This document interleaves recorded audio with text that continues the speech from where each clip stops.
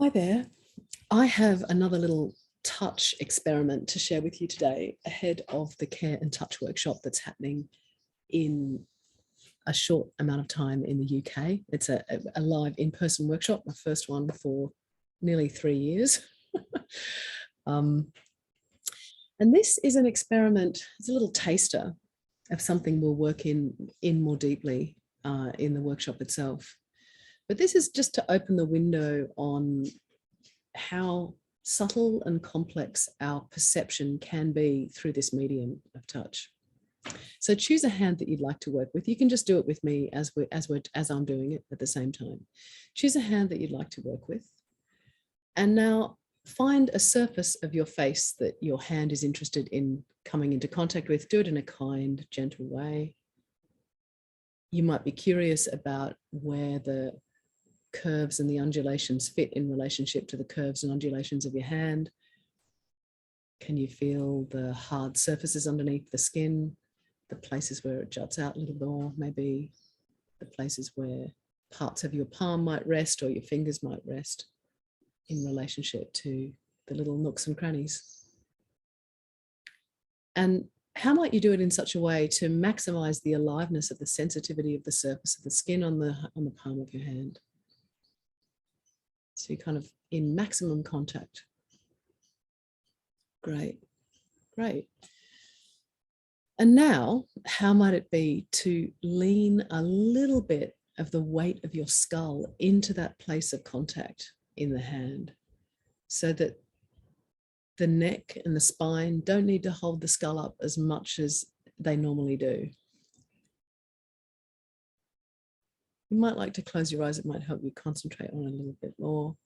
If you'd like to have your elbow in contact with a surface like a desk, that might help. But it's just a small amount of carrying the weight of the thing. So the thing doesn't have to carry the weight of itself all the time because our skulls are heavy. And just explore that a little bit and notice how that is. So the process would be, first of all, find a surface that feels comfortable to rest your hand on, and then lean the weight of the skull into it a little bit. Great. And now, how might it be to touch the surfaces of your hand using your face? So the one receiving is the hand, and the one giving the touch or seeking the contact is the face. Maybe different to how you're used to thinking about touch. We think of the hands doing touch, but the rest of us is touching as well and capable of being in contact. So how might it be to touch the surfaces of your hand using the skin on your face? How might you do that? And how's that different? How is that different? So you're emphasizing the aliveness of the skin on the surface of your face. Thinking about the receptivity and the aliveness in the contact being made by the face. Right.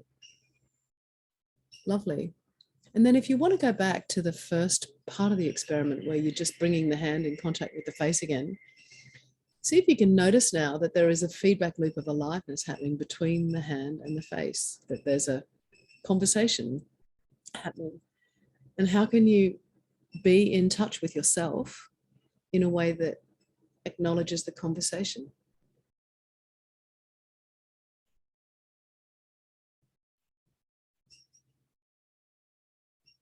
I hope you found that interesting. Wherever there are nerve receptors on the surface of the skin, we're capable of receiving and giving contact. Yeah, I hope that was interesting. Maybe see you on the 15th and 16th of October. There's still a couple of spaces left. We'd love to see you there.